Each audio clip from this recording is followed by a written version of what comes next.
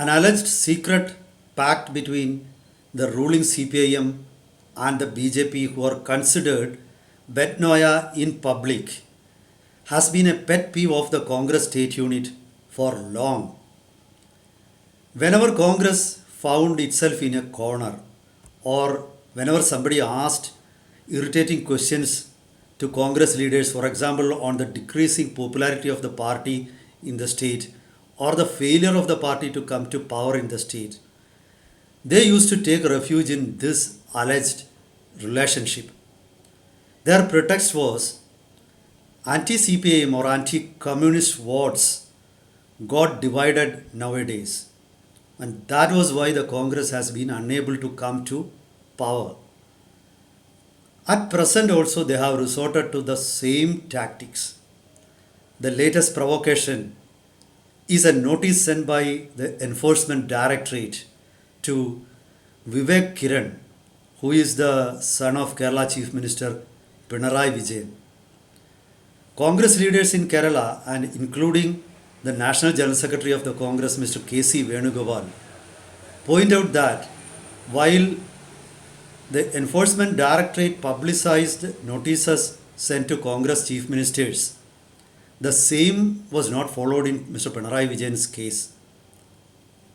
The Congress leaders point out how the Enforcement Directorate sent notices to Hemant Soren, the Chief Minister of Jharkhand, the Arvind Kejriwal, who was the former Chief Minister of Delhi, and even in the National Herald case, how much publicity was given by the ED when they sent notices to question somebody. But everything was held secretly in the case of Pinarayi Vijayan's son. This is what they are asking. Now they want to convince public about this secret pact. But the problem here is, I feel that they should have actually, Congress leaders in Kerala actually should have raised this issue before Mr. Rahul Gandhi. See, the CPIM is a member of India Alliance at the national level. If a a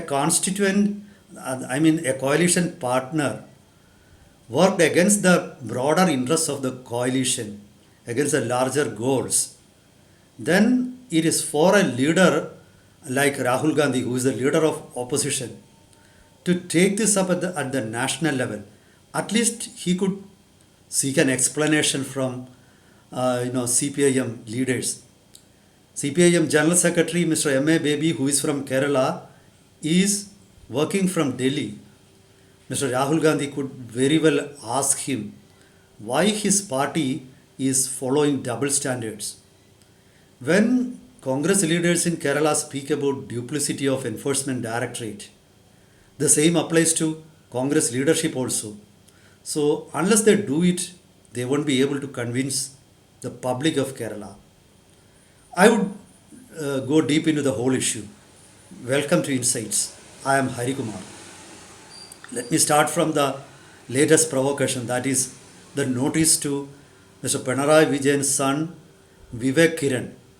He was served a notice by the Enforcement Directorate in connection with the corruption or money laundering allegations related to Life Mission scam in Kerala. It is about building homes for the poor people in Kerala.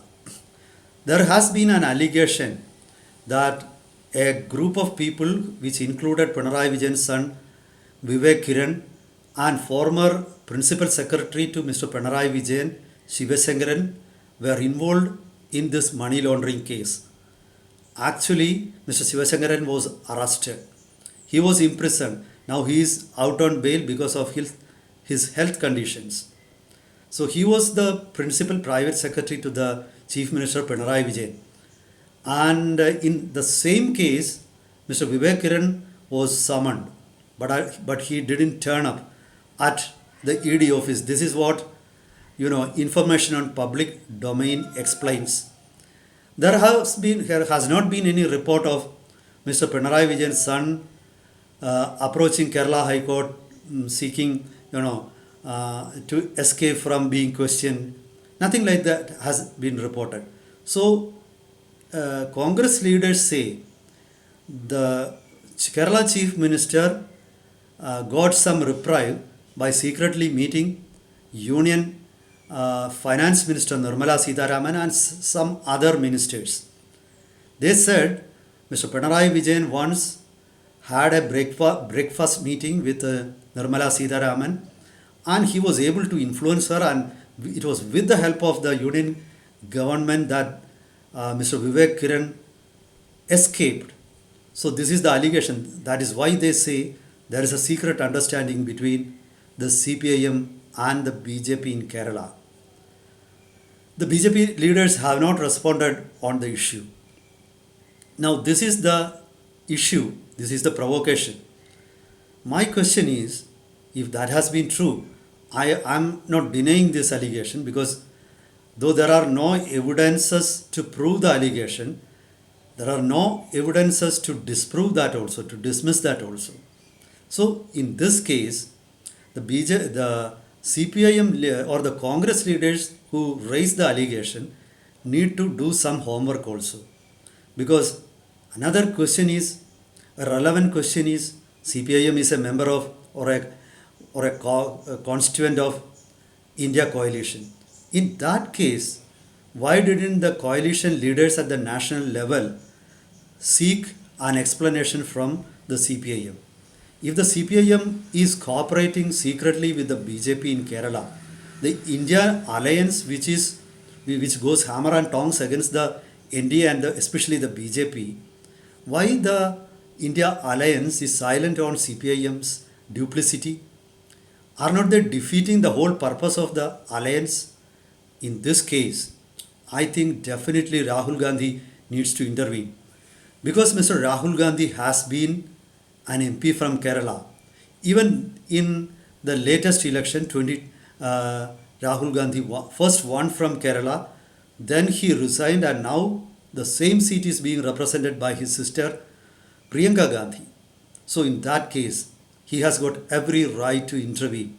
He has got every right to ask the CPIM. If the CPIM is unable to give convincing replies to the Congress national leadership, then the Congress could very well ask the CPIM to leave the front on its own, or CPIM should be ousted from the India alliance, because it is working against the principles of alliance. If a partner does that, the leading constituent, the coalition partner, has every right to throw out such a party. So if that is happening, or if that has not happened, then the Congress leaders in Kerala are raising false allegations. So this is the problem. Though in principle, the argument of the Congress that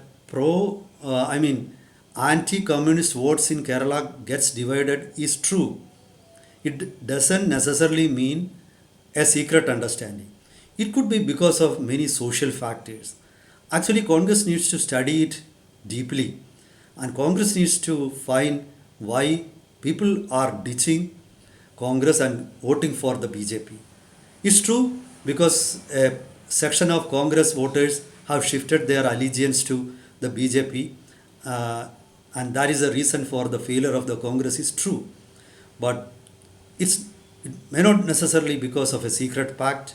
Even if there is a secret pact, it is very difficult in a state like Kerala to implement that at the grassroots level.